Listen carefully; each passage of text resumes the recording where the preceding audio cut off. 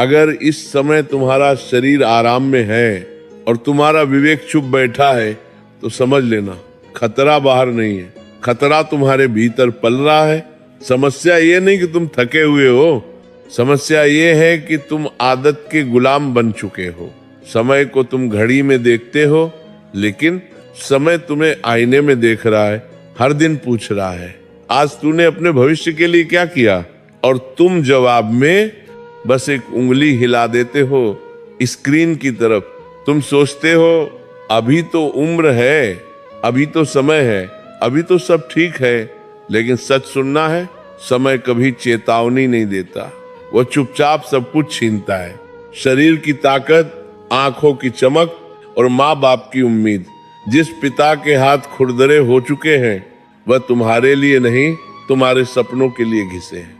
जिस माँ ने अपने शौक भूल दिए वह त्याग किसी कहानी के लिए नहीं था, वो तुम्हारे नाम लिखा गया कर्ज था, और तुम उस कर्ज को चुकाने की बजाय मनोरंजन में समय उड़ा रहे हो। ये कठोर लगेगा, लेकिन जरूरी है। दुनिया तुम्हारी हालत नहीं पूछेगी, दुनिया सिर्फ नतीजा देखेगी।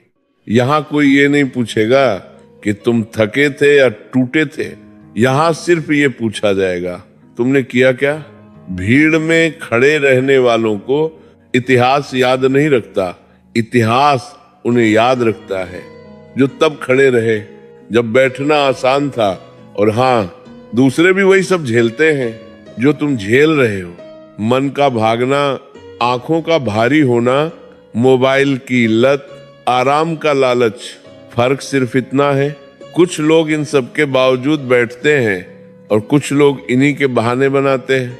तुम्हें लगता है कि जो आगे निकल गया उसके पास कोई जादू था? नहीं, उसने बस एक काम किया। जब मन ने कहा छोड़ दे, उसने कहा नहीं, हर दिन नहीं, हर घंटा नहीं, लेकिन उस एक क्षण में उसने हार नहीं मानी जहां ज्यादातर लोग मान जाते हैं। याद रखो, जिंदगी अचानक नहीं बदलती, जिंदगी उस दिन बदलती है जिस दिन तुम खुद से झूठ बोलना बंद करते हो, जिस दिन तुम ये स्वीकार कर लेते हो कि समस्या किताब नहीं है, समस्या तुम्हारा अनुशासन है। तुम्हें महान बनने की जरूरत नहीं, तुम्हें बस लगातार ईमानदार बनना है। और ये रास्ता तालियों से नहीं शुरू होता, ये रास्ता खामोशी से शुरू होता है। जहां कोई देख नहीं रहा, जहां कोई शाबाशी नहीं दे रहा, जहां सिर्फ तुम हो और तुम्हारा निर्णय। यही वह बिंदु है जहां से आगे की कहानी बनती है। और यहीं से तुम्हें खुद से एक सवाल पूछना पड़ेगा, क्या मैं अपने भविष्य के साथ ईमानदार हूं?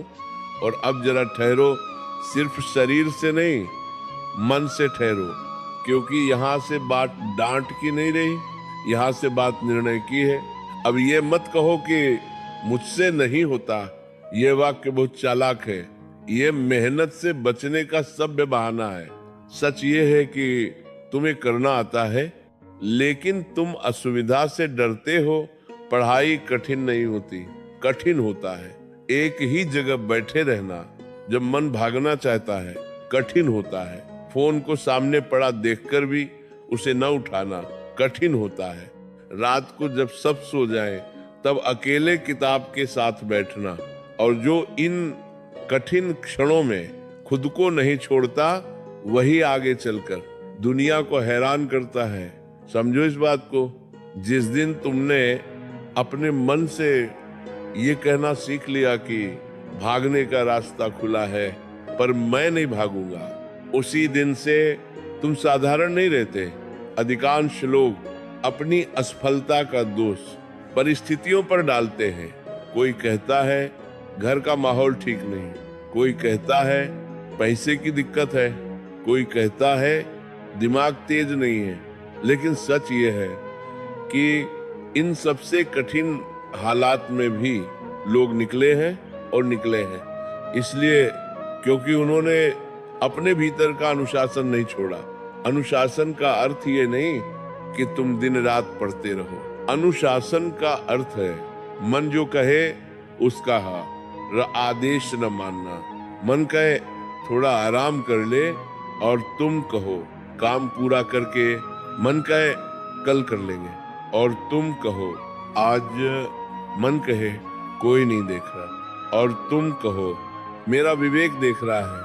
यहीं से आदमी बदलता है। अब सुनो एक कठोर सत्य, तुम जिस दिन अपने माता पिता के सपनों को सिर्फ भावना समझकर टाल दोगे, उस दिन से तुम्हारा पतन शुरू हो जाता है। क्योंकि वे सपने भावना नहीं होते, वे बलिदान की पर्चियां होती हैं, वे रातें होती हैं।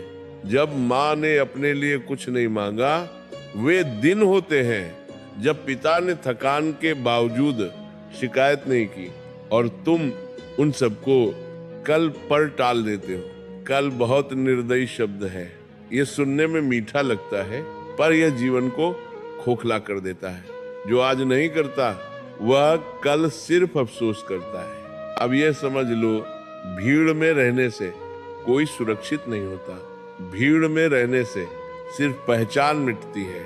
भीड़ वही जगह है जहां औसत लोग औसत जीवन जीते हैं और फिर औसत शिकायतें करते हैं। अगर तुम्हें भीड़ से अलग होना है तो तुम्हें वही करना पड़ेगा जो भीड़ नहीं करती। भीड़ सोती है, तुम जागो। भीड़ बहाने ढूंढती है, तुम कारण ढूंढो। भीड़ मनोरंजन ढूंढती है, तुम उद्देश्य ढूंढो।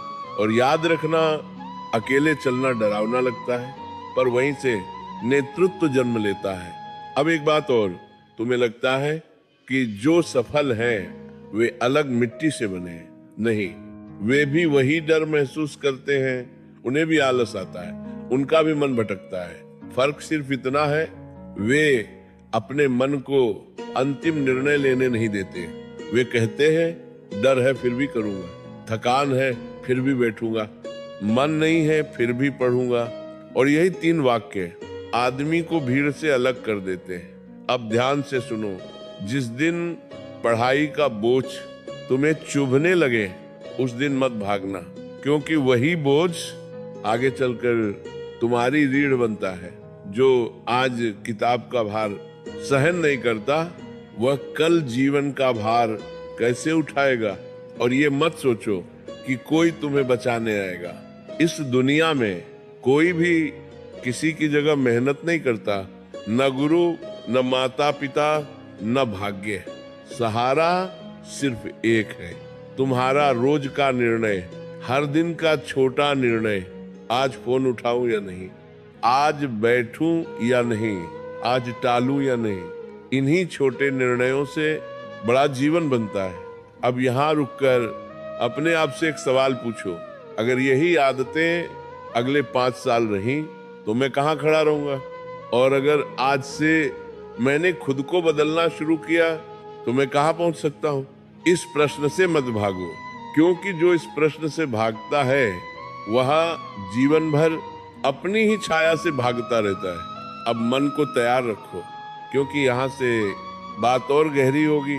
यहाँ से तुम्हारा सामना तुम्हारे ही भीतर बैठे सबसे बड़े शत्रु से होगा, आदत से।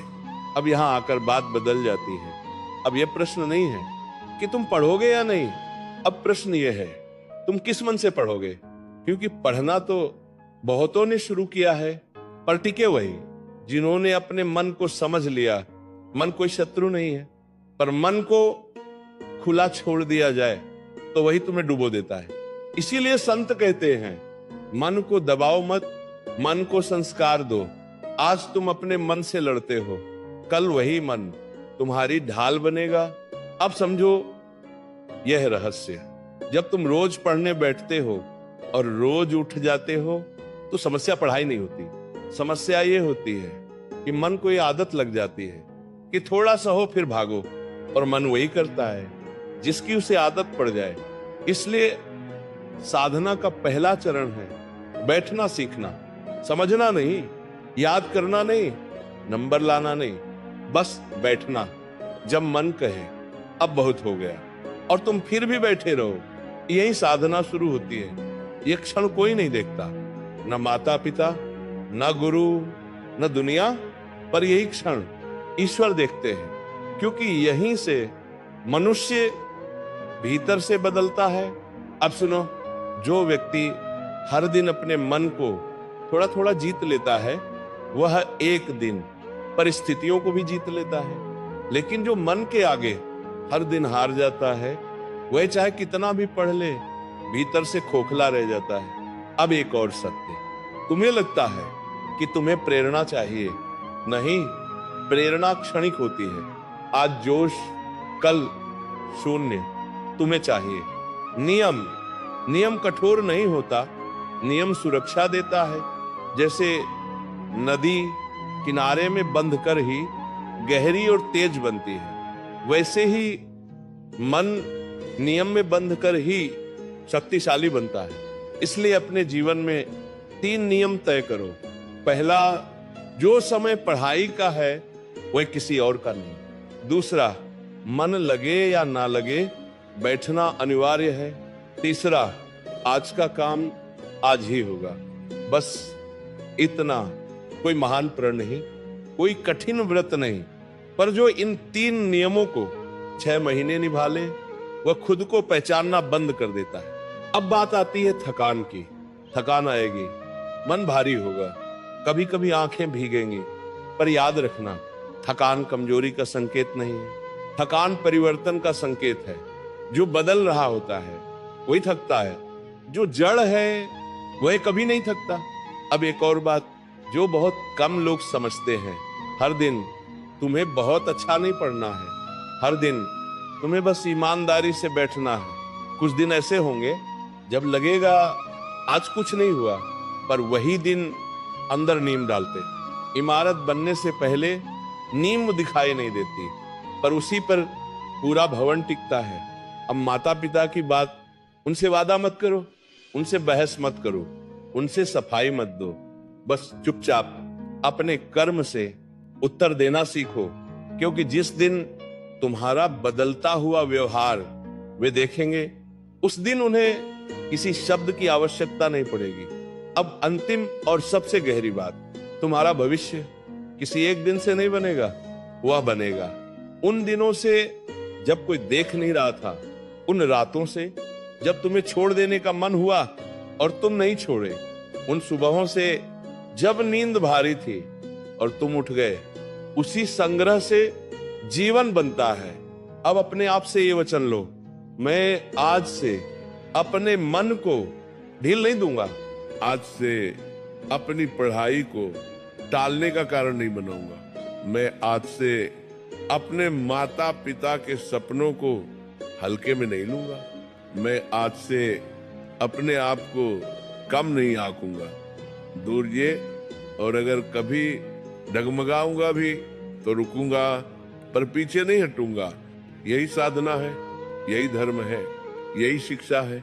अब यहाँ कोई तालियां नहीं है, नहीं मत्ताग्रावी होगा, नहीं मत्ताग्रावी होगा, कोई शोर नहीं है, बस एक मौन है। और इसी मौन में अगर तुमने अपने भीतर हाँ कह दी तो समझ लेना मार्ग खुल चुका है। अब जाओ, शब्दों को मत ढो, निर्णय को ढो, यही पर्याप्त है।